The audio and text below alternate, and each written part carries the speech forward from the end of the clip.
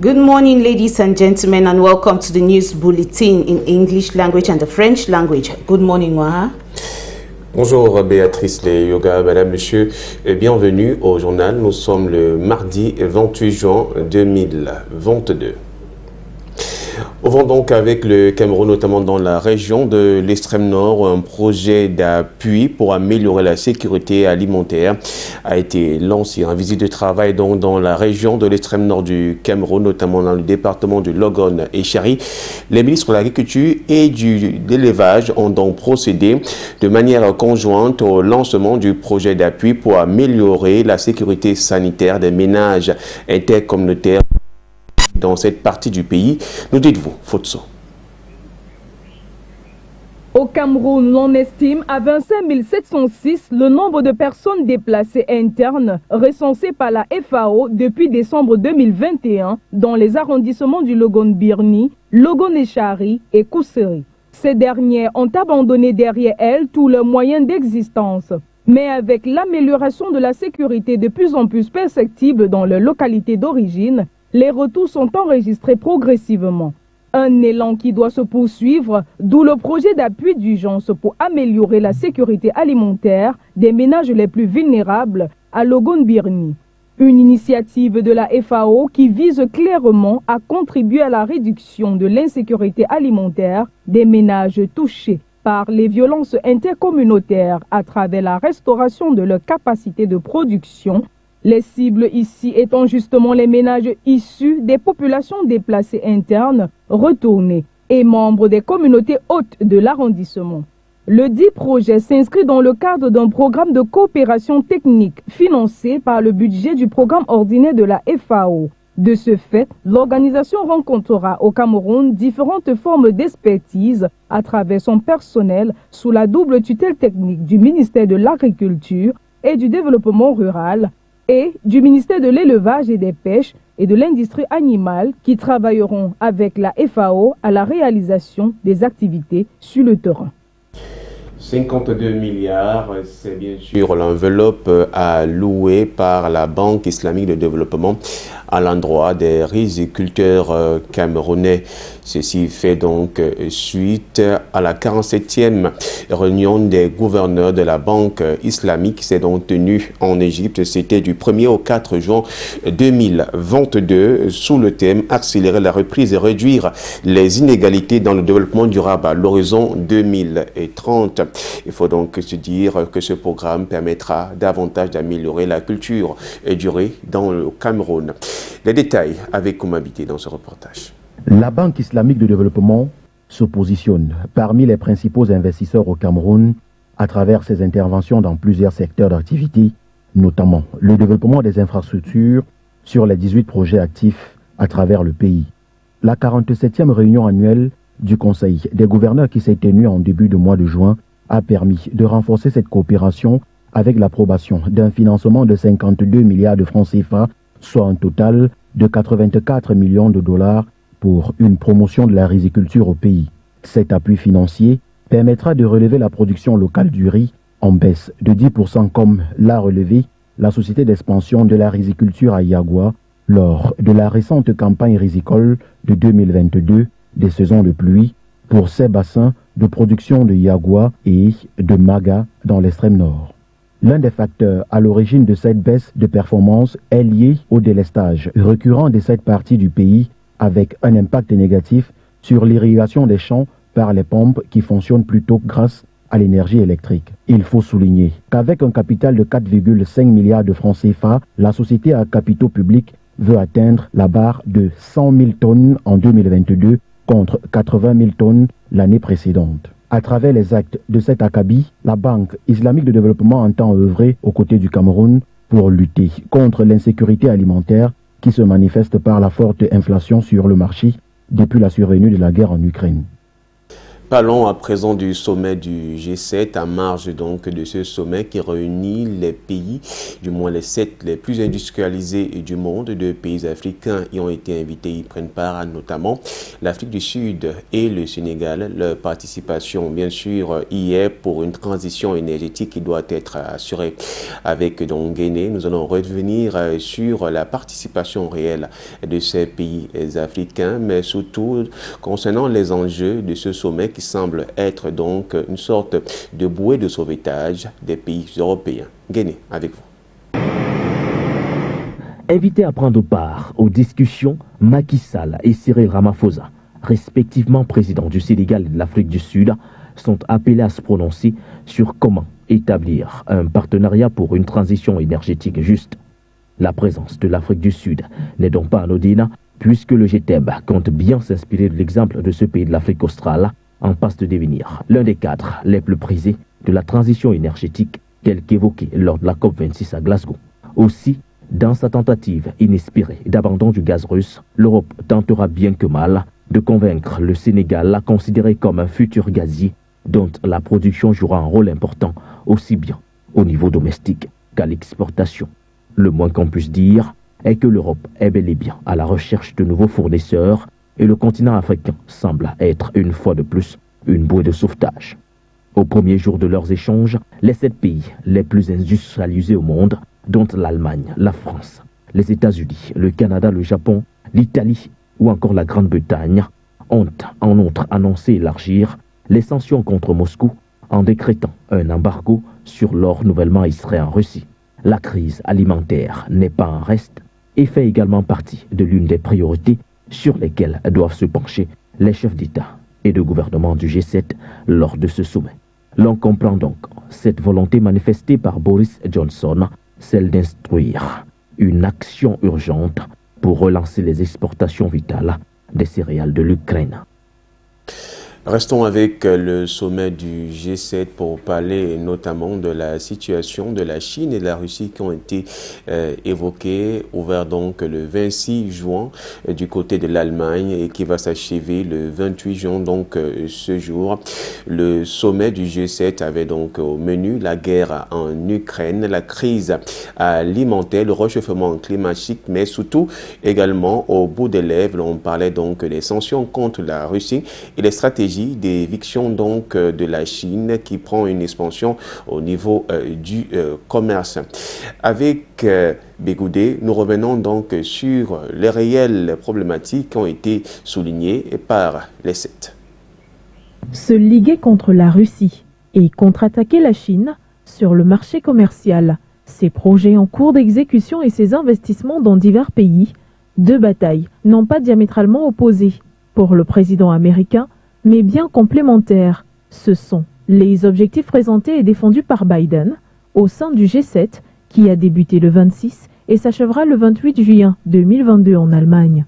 Un dossier à la fois, c'est la Russie qui a le vent en poupe au vu de la crise en Ukraine, parvenue à son 5e mois et les doléances chargées de pression de Volodymyr Zelensky, président ukrainien.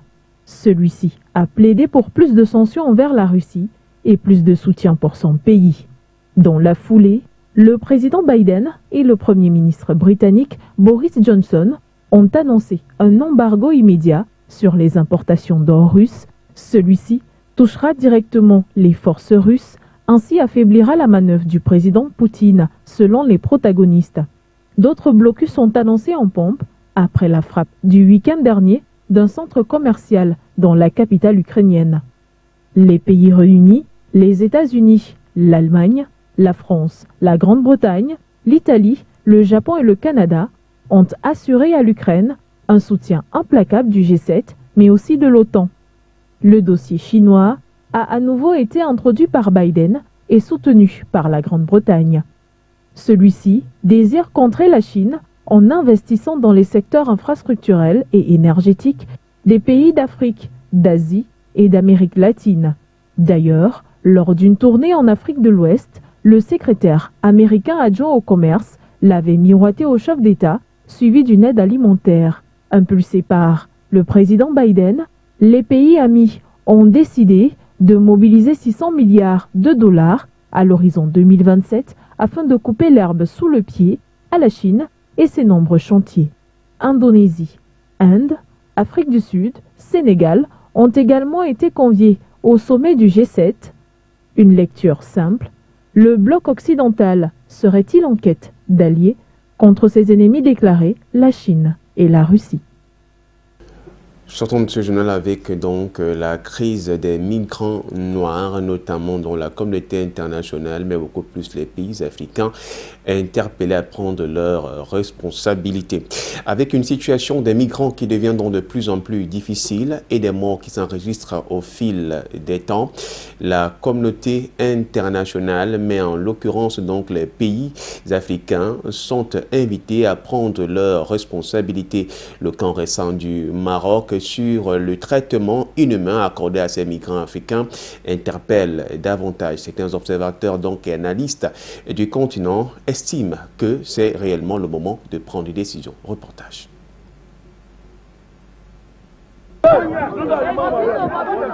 Ils se comptent par centaines de milliers, ces migrants africains qui font la traversée de la mer tous les jours à la recherche d'un mieux-être en Europe.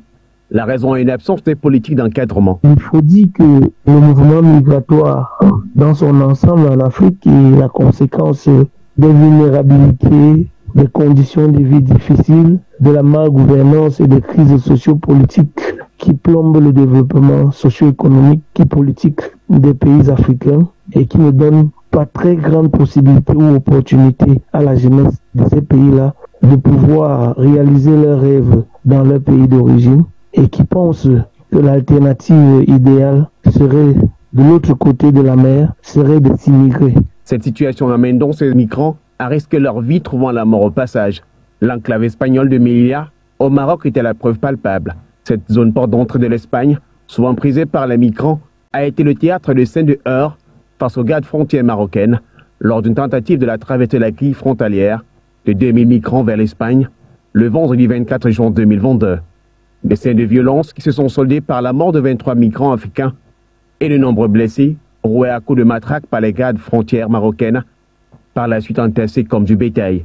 Une situation qui a fait le courroux de nombreux Africains et poussé certains observateurs et analystes à s'interroger, tout en invitant la communauté internationale, mais plus encore les pays africains, à réagir. Nous lançons un appel fort aux dirigeants africains, aux chefs d'État africains, aux chefs de l'Union africaine. Mais pourquoi vous permettez de telles pratiques au XXIe siècle sur votre territoire, sur vos frères, sur vos sœurs, sur vos enfants, de telles atrocités, des assassinats inqualifiables? Vraiment, l'Union africaine doit prendre ses responsabilités vis-à-vis de ces phénomènes et l'immigration. La solution pour pallier à cette crise migratoire passe par le développement de l'Afrique et non par l'argent, comme pourraient le penser certains. Pour cela, les États africains et l'Union africaine sont une fois de plus interpellés. La solution passe, n'est-ce pas, par le développement de l'Afrique. Et par là, j'interpelle nos dirigeants, j'interpelle l'Union africaine. Ça ne passe pas en sortant des milliards de francs pour empêcher les gens au niveau de la frontière, non. Ça passe en mettant sur pied des mécanismes pour le développement de l'Afrique. Ça passe, n'est-ce pas, par la volonté des peuples africains à pouvoir s'auto-développer eux-mêmes, en mettant, n'est-ce pas, à la tête de leur pays des dirigeants dont ils veulent à leur image. Avec donc la crise migratoire qui s'enlise et au regard des victimes qui se chiffrent depuis son début par centaines de milliers, mais plus encore avec le traitement inhumain qui est accordé à ces migrants africains, il devient urgent, mais alors urgent, pour les pays africains à proposer des solutions véritables pour pallier à cette situation. C'est avec donc cette information sur la crise des migrants africains que nous mettons un terme à cette partie française du journal. The second part of Tio, Liuga Fonyonga in English. Good morning, Waha. Good morning, our fervent viewers. Let's take the second part in English language of the news bulletin. A youth group calling itself Arise Ghana has settled to begin a historic 2-day demonstration in the capital city of Accra, most especially against the economic conditions imposed by Ghanaian Mia-led administration. Notam Bianca tells us in the following details.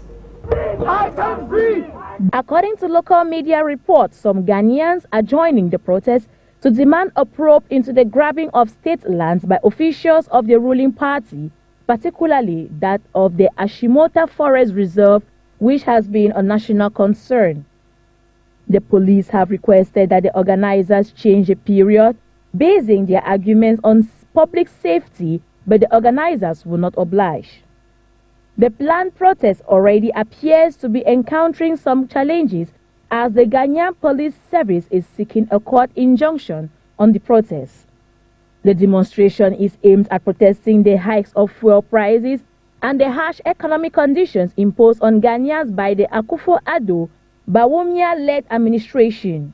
In a Ghanaian web report, the communications officer of the opposition National Democratic Congress, Sami Nyamfi, had said the protest is also to oppose the imposition of the controversial electronic levy and demand a probe into the COVID-19 expenditure. In a statement, the Ghana Police Service says it needs the court to determine the period of the Arise Ghana demonstration. Human rights organizations in Spain and Morocco have called on both countries to investigate the deaths of over 23 illegal migrants who died following a stampede in the border of Melilla and Morocco. Tekengwana tells us in the details. The ugly tale of illegal immigration from Africa to Europe will never be completed without the mention of the name Morocco, north of Africa, which of course, crossing to Spain has been tipped as the nearest point, despite warnings from several human rights groups. The unfavorable political and social climate continues pushing most of our youthful population to embark on a journey described as one of the toughest of all times. However, a recent report holds that 23 Africans died and several others sustained injuries while in Morocco en route to the land of greater opportunities. Moroccan authorities said the casualties occurred when a stampede of people tried to climb the iron fence that separates Melilla and Morocco. In an official statement released on Friday, Morocco's Interior Ministry said 76 civilians were injured alongside 140 Moroccan security officers. Speaking on Saturday, Spain's Prime Minister Pedro Sanchez condemned what he described as a violent assault and an attack on the territorial integrity of Spain. Moreover, calls have been multiplied from different human rights groups on the mafias that traffic in human beings have been ongoing along the border of Morocco. The crossing attempt was the first since Spain and Morocco mended relations after a year-long dispute related to Western Sahara, a former Spanish colony annexed by Morocco in 1976. The turn in relations came after Spain backed Morocco's plan to grant more autonomy to the territory, a reversal of its previous support for a UN-backed referendum on the status of Western Sahara. Worrisome the issue of illegal immigration has become, with African governments not helping the situation as greed and corruption have been identified as the principal reasons why these youths continue to risk their lives at all costs getting to Europe. It may not be rosy out there as many do present the story to their brothers and sisters back home, but it is not as bad as what we have in Africa, where people put in more than 10 hours at work and receive very little as wages. In my scattered thought, I began to question myself, for how long shall we continue to face rejection from our own African brothers in Morocco, Algeria and Libya? For how long shall these sons and daughters of this great continent called Africa wait for their different governments to give them convincing reason to stay back and never dream going to Europe is the only way out from poverty? May God be a helper in this struggle.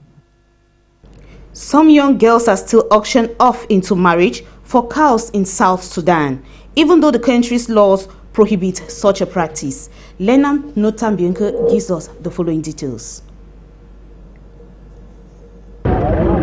A border dispute between Sudan and Ethiopia over fertile land in the vast El Fashanga region of Geraref state in eastern Sudan has been a major and long-standing stumbling block between the two East African countries.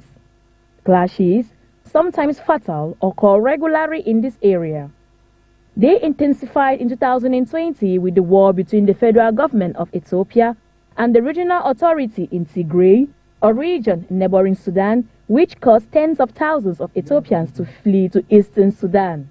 Although Ethiopian farmers have been living in the El Fashanga area for decades, Sudanese troops only moved in after the conflict in Tigray broke out. Subsequently, this border dispute is fueling tensions between the two countries, which, despite numerous rounds of negotiation, have never yet reached an agreement on the delineation of their borders. Khartoum and Addis Ababa have also been at odds for more than 10 years over the issues of the Great Renaissance Dam built by Ethiopia. The Sudanese army said in a statement that in an act that contravenes all conventions of war and international law, the Ethiopian army executed 7 Sudanese soldiers and a citizen who were their captives. It added that this treacherous act will not pass. Ladies and gentlemen, it's a wrap for the first bilingual edition of the News Bulletin. Good morning once more, Waha. Good morning, ladies and gentlemen, madame, monsieur. Merci de nous avoir suivis. Ce journal s'achève. Restez en compagnie des programmes de Fayou Télévision.